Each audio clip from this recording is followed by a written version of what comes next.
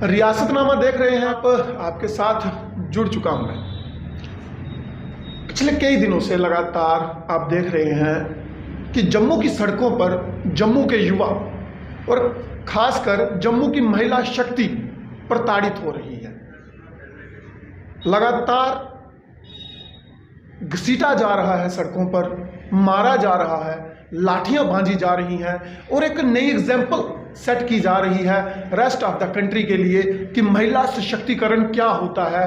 वो आप जम्मू की सड़कों पर देखिए। एक ऐसा उदाहरण तय किया जा रहा है महिला सशक्तिकरण का पुलिस की लाठियों के साथ, और उस एग्जाम्पल को मुझे लगता है Guinness book of world record में दर्ज करना चाहिए कि हिंदुस्तान में जम्मू कश्मीर में महिला सशक्तिकरण किस तरह से होता है।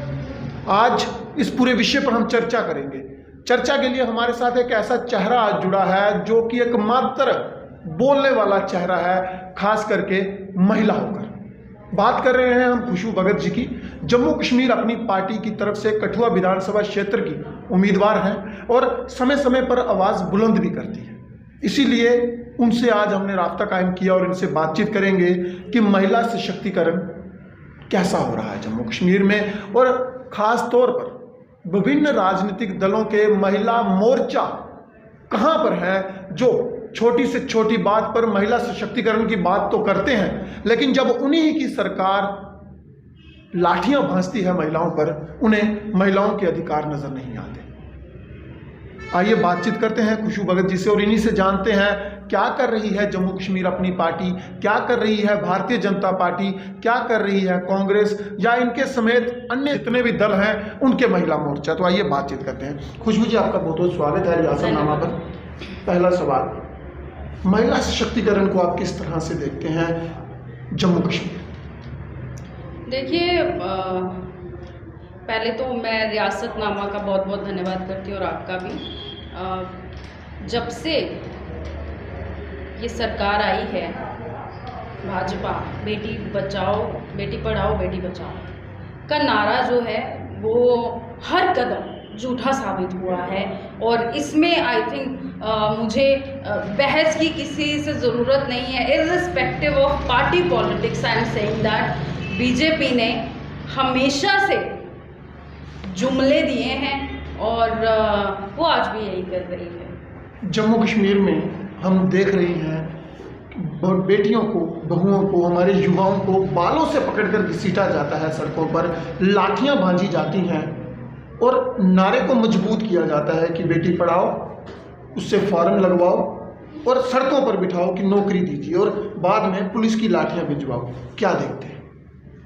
सिर्फ बात फॉर्म की नहीं है, ये तो बहुत देर से धोखा हुआ है हमारे युवाओं के साथ, और मैंने हर बार ये कहा है कि जम्मू कश्मीर की जनता के साथ सौतेला व्यवहार हुआ है। और मैं आज से ये नहीं कह रही हूँ, मैं पिछले कई महीनों से ये कह रही हूँ, कई सालों से ये कह रही हूँ कि बेटी पढ़ाओ बेटी बचाओ का नारा और फिर जम्मू कश्मीर के भविष्य का नारा, आखिर बीजेपी क्या चाहती है? आखिर कौन सी नफरत, कौन सा बदला जो है भाजपा ले रही है जम्मू कश्मीर से, वो समझ नहीं आता। और जो दृश्य हमें देखने को मिला, जिस तरह से जम्मू कश्मीर की बेटियों को, भारत की बेटियों को कहा जाता है कि जम्मू कश्मीर एक अभिन्न अंग है, तो फिर कहाँ है? क्या जम्मू कश्मीर की बेटियाँ भारत की बेटियाँ नहीं हैं? आपको नहीं लगता कि जम्मू कश्मीर की बेटियां भारत की बेटियां हैं? भाजपा को नहीं लगता? क्या भाजपा के महिला मोर्चे में, मैं पूछना चाहती हूँ सेंटर में बैठी उन महिलाओं, बीजेपी के बड़े बड़े महिला चेहरों से या और भी पार्टियों के, कि कहाँ है आपके नारे? आप जब नारों पे आवाज़ बुलंद करते हैं तो फिर आप नारों की राजनीति करते हैं। आप सिर्फ एडवर्टीजमेंट में बेटियों को स्ट्रेंथ कर रहे हैं, बेटियों को एम्पावर कर रहे हैं। सवाल आखिर वही है, आप भी एक महिला चेहरा है और जम्मू कश्मीर में जितने भी राजनीतिक दल हैं उन सभी के महिला मोर्चा बनाए गए हैं, वो चाहे भाजपा हो, कांग्रेस हो, पैंथर्स पार्टी हो, एनसी हो, पीडीपी हो, या जितने भी राजनीतिक दल हो, सबके महिला मोर्चा है और आप भी महिला हैं। आखिर क्या कारण था कि आपने और विभिन्न राजनीतिक दलों के महिला मोर्चा ने इस पूरी घटनाक्रम पर आवाज़ नहीं बुलंद की? कोई पत्रकार वार्ता नहीं हुई, कोई टिप्पणी सामने नहीं आई, कोई स्टेटमेंट नहीं आई। क्या जब सरकार करे वो अत्याचार नहीं होते महिलाओं पर? क्यों दोगली नीति महिला मोर्चा अपनाते हैं, वो चाहे किसी भी राजनीतिक दल के हो? देखिए, मैं ये कहती हूँ, और मुझे बताइए कि जो सरकार, जो पार्टी सत्ता में होती है, अब हम बात करते हैं जम्मू कश्मीर की, तो एलजी गवर्नमेंट है यहाँ, लेकिन सेंटर में तो बीजेपी बैठी हुई है, बीजेपी जम्मू कश्मीर को चला रही है। बीजेपी की महिला मोर्चा क्या कर रही है? नहीं, मैं सभी को पर्टिकुलरली बीजेपी महिला मोर्चा की नहीं, क्योंकि महिला मोर्चे, सुनिए मैडम, महिला मोर्चे सभी राजनीतिक दलों आप पहले मेरी बात को कंप्लीट करने दीजिए। मैं किसी भी पार्टी के महिला मोर्चे के ऊपर टिप्पणी नहीं कर रही हूँ। मैं यहाँ पे बात कर रही हूँ उस पार्टी की जो सत्ता में है और जो बेटियों पे अत्याचार करती है, और फिर मैं उन महिलाओं की बात करती हूँ जो प्रेजेंटली उस पार्टी का हिस्सा है जो सत्ता में है। मैं यहाँ पे किसी महिला को या किसी मोर्चे को के ऊपर टारगेट नहीं कर रही हूँ। नहीं, मैं इसलिए टारगेट नहीं कर रही हूँ। नहीं, it should be well reasonable. मैं हमेशा से प्रैक्टिकल बात करती हूँ। मैं किसी के ऊपर टारगेट करने के लिए या ये सब करने के लिए, मैं आपको वही कह रही हूँ। Let me complete my sentence कि जब कोई पार्टी सत्ता में होती है, फिर जब उसमें महिलाएं भी होती हैं और एक महिला मोर्चा भी होता है, उसके बाद में जो है विपक्ष पे भी आऊंगी, तो आप सबसे पहले जिम्मेदारी बनती है उस सरकार की जो अपनी बेटियों के ऊपर डंडा इस्तेमाल करती हैं। वो अपने हकों की लड़ाइयाँ लड़ रही हैं, हमारे युवा जो अपने हकों की लड़ाइयाँ लड़ रही हैं। और आपने देखा कि पिछले दिनों ऐसा किसी सरकार में नहीं हुआ जैसा बीजेपी सरकार में, और जिस तरह से मेरे भाइयों को घायल किया जाता है, जिस तरह से लाठियां चलाई जाती हैं, जिस तरह से उनको उनके चोटें उनके शरीर पे नहीं बल्कि उनके दिल पे, उनकी हिम्मत पे होती है। मैं पूछना चाहती हूँ सत्ता में बैठी उस बीजेपी के नेताओं को, चाहे वो महिला हो चाहे वो पुरुष हो, क्यों महिलाएं सिर्फ महिलाओं के लिए आवाज उठाएं? क्या इस समाज में बेटों का कोई फर्ज नहीं है? क्या इस समाज में पुरुषों का कोई फर्ज नहीं है? क्या इस समाज में बेटियों की आवाज़ उठाने के लिए केवल एक बेटी ही खड़ी हो सकती है? क्या इस समाज में बेटियों को ही अपनी आवाज़ उठानी पड़ेगी? अब मैं आती हूँ, आपने बोला कि यहाँ पे कोई आवाज़ नहीं उठाई जाती। आवाज़ उठाई जाती है, आवाज़ उठाई जाती है, लेकिन मैं ये कहना चाहती हूँ कि जब से ये सरकार भारत देश में आई है, बीजेपी का शासन जब से हुआ है, तब से मुझे ऐसा लगता है, ये मेरी व्यक्तिगत, और आपने भी देखा, आप भी एक पत्रकार हैं, ज़मीनी स्तर पर रहते हैं, कि जिस तरह से युवाओं और महिलाओं का विरोध इस सरकार ने किया है वो गलत है। महिला मोर्चा पर क्यों ना आए? आपने कहा कि उनका दायित्व, सुनिए कि भाजपा महिला मोर्चा का दायित्व बनता है, उनका दायित्व यकीनन सबसे पहले बनता है क्योंकि वो सत्ताधारी पार्टी के साथ जुड़ी हुई है। लेकिन अन्य राजनीतिक दल जो बार बार अपने डंडे झंडे उठाकर गली गली नुक्कड़ में चली जाती हैं कि इस पार्टी को वोट दें, फलां पार्टी को वोट दें, हमने महिलाओं के आत्मसम्मान के लिए ये किया, उनको आत्मनिर्भर बनाने के लिए ये किया, उनको सशक्तिकरण करने के लिए बड़ी बड़ी पॉलिसी लाई, लेकिन जब महिलाओं पर अत्याचार हों तब उन्हें याद क्यों नहीं आता कि वो भी एक महिला है? क्या मजबूरी होती है? क्या पार्टी बोलने नहीं देती या फिर खुद ही बोलना नहीं चाहती? देखिए, मैं यही कहना चाहूँगी कि जब हम इन पार्टियों की बात करते हैं, जो सो कॉल्ड पार्टियां हैं, चाहे वो सत्ता में हो या ना हो, मुझे नहीं लगता कि जब महिलाओं की बात आती है तो खुल के महिलाओं को अपना पक्ष रखने दिया जाता है। जब मैं किसी भी पार्टी की बात करूं, चाहे आप मुझे चाह रहे हैं कि मेरे मुंह से कुछ आपकी पार्टी की तरफ से भी स्टेटमेंट नहीं आई, महिला मोर्चा की नहीं, ऐसा नहीं है। हमारी पार्टी से हमेशा महिला मोर्चा की तरफ से स्टेटमेंट नहीं आई है अभी तक। नहीं, अभी तक नहीं आई होगी, लेकिन मैं अपनी बात करूंगी कि बात तभी होती है जब बात की जाती है। तो हमने हमेशा से महिलाओं की आवाज़ उठाई है, चाहे वो श्रीनगर में एक बेटी पे अत्याचार हुआ हो एसिड अटैक के माध्यम से, चाहे यहाँ पे जम्मू कश्मीर में कुछ वर्ष पहले जो आसिफा के ऊपर हुआ। एक मिनट, महिला मोर्चा भाजपा की अगर मैं बात करूं, मेरी कोई उनसे एक्सपेक्टेशंस नहीं है। I think they don't have their stand in the so called the largest party of India, BJP. तो इसलिए मैं ये कहना चाहती हूँ, यहाँ मैं बीजेपी को इसलिए बड़ा बोल रही हूँ क्योंकि इस बड़ी पार्टी में महिलाओं को बोलने नहीं दिया जाता।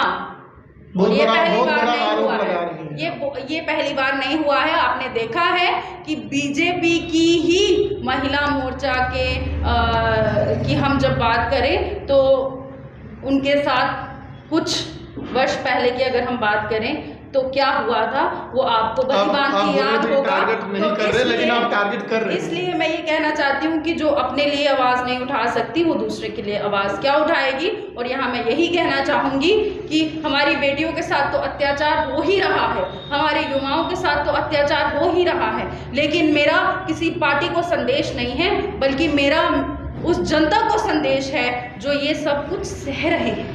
क्या कारण है कि कठुआ से एक भी महिला मोर्चा की एक भी नेत्री, सुनिएगा, कठुआ से एक भी महिला मोर्चा की एक भी नेत्री या फिर एक ऐसा महिला संगठन उन बच्चियों के समर्थन में कोई पत्रकार वार्ता नहीं करता, कोई स्टेटमेंट नहीं देता, लेकिन जब बात पार्टी के प्रचार की आती है, वो चाहे किसी भी पार्टी के हों, तो नारा लगता है कि महिलाओं के मतदान सम्मान में अलग अलग राजनीतिक दल अपने अपने नाम लेकर नारा लगाते हैं कि हम मैदान में हैं।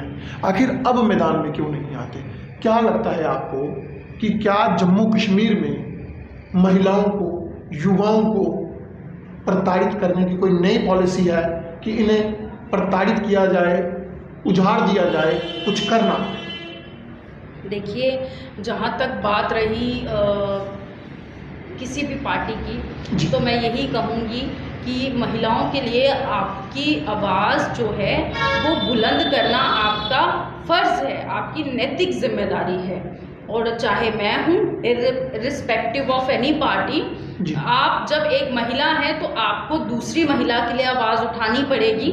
और इसमें आपको ये नहीं देखना चाहिए कि आपका पद चला जाएगा या आपकी पार्टी आपको निकाल देगी। आपको ये देखना चाहिए कि समाज के लिए क्या सही है। दूसरी बात, जहाँ तक मैं बात करूँ जम्मू कश्मीर की, तो मैंने पहले दिन से कहा है जम्मू कश्मीर के साथ सौतेला व्यवहार हुआ है, चाहे वो 370 की बात हो, चाहे वो स्टेट की बात हो, चाहे वो अब डिलिमिटेशन की बात हम करें, चाहे वो पिछले दिनों हुए कई अत्याचारों की, मतलब there are number of things. तो बहुत सारी चीज़ें हैं। आपने शुरू में कहा इस इंटरव्यू के शुरू में कि फॉर्म्स भराते हैं, तो मैं यहाँ पे बटालियन फोर्सेस की बात, उन्हीं की बात उन पे भी आएंगे। बॉर्डर बटालियंस के फॉर्म लगे, घोषणा सुनिए, रक्षा मंत्री ने समय घोषणा करी कि 2 बटालियंस बनाई जाएंगी। अब फॉर्म भी लगवा दिए और बड़ा अच्छा खासा रेवेन्यू भी स्टेट में हो गया, लेकिन अब फॉर्म विड्रॉ हुए। जम्मू के किसी भी नेता ने, स्पेशली जम्मू को मैं पूछना चाहूँगा, कोई नेता उन युवाओं के समर्थन में नहीं आया। यहाँ तक कि आपकी अपनी पार्टी के अपने नेता भी अपने युवाओं के समर्थन में सड़क पर नहीं आए, कोई टिप्पणी नहीं हुई, सुनिएगा, लेकिन नारा जरूर देते हैं कि हम जम्मू कश्मीर के युवाओं के साथ हैं, हम जम्मू कश्मीर की आवाम के साथ हैं। आखिर किस तरह का साथ है कि आपके बेटे, आपके भाई, आपके बच्चे जख्मी हो रहे हैं जम्मू की सड़कों पर, लहूलुहान हो रहे हैं, और आप अपनी पार्टी के प्रचार प्रसार में इतने व्यस्त हैं कि आपको वो रोते बिलखते चेहरे नहीं दिखाई? नहीं, ऐसा नहीं है। मैं यहाँ पे ये कहना चाहूँगी कि देखिए, जब कोई पार्टी सत्ता में होती है, नहीं सत्ता नहीं, आप एक ऑलराउंड बात कीजिए, सिर्फ सत्ता को क्यों टारगेट करें? अगर वो अच्छे होते, सुनिए, अगर सत्ताधारी पार्टी के नेता काम के होते तो लोग उन्हें ड्रामेबाज नहीं कहते, लोग उन्हें झूठा नहीं कहते, लोग उन्हें जोकर भी नहीं कहते कि इनका काम है आते हैं बोलते हैं चले जाते हैं, लोग उन्हें इतना लाइटली नहीं लेते। आप ओवरऑल बात कीजिए, क्यों जम्मू की आवाम के साथ नहीं बात? हाँ, मैं ये इसके ऊपर बात कर रही हूँ कि जहाँ तक मैं बात करूँ बॉर्डर बटालियन फोर्सेस, देखिए ये एक कहते हैं कि करप्शन ख़त्म करनी है। इन्होंने बहुत पहले नारा दिया था कि बहुत हुआ भ्रष्टाचार, अब की बार मोदी सरकार, ठीक है। तो मैं ये कहूँगी कि पहले भी करप्शन होती थी और करप्शन आज भी होती है, और आज आई थिंक आज ज़्यादा करप्शन हो रही है, मुझे ऐसा लगता है, क्योंकि the corruption is very much managed. तो बहुत मैनेजमेंट करके करप्शन करते हैं। बटालियन फोर्सेस, उनके फॉर्म भराना, रेवेन्यू जनरेट करना, उसके बाद फॉर्म्स कैंसिल कर देना, ये एक करप्शन का जीता जागता सफ़ेद चेहरा है।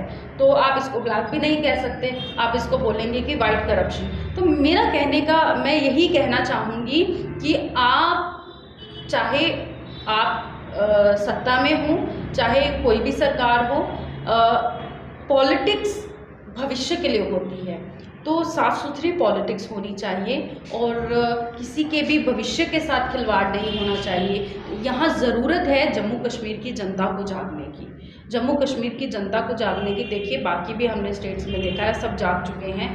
मुझे लगता है कि जम्मू कश्मीर की जनता अभी भी उसको जागना पड़ेगा, क्योंकि जो हमारे बच्चों के साथ, जो मेरे भाइयों के साथ, बहनों के साथ हो रहा है, देखिए आवाज़ उठाना केवल इतना ही काफ़ी नहीं है।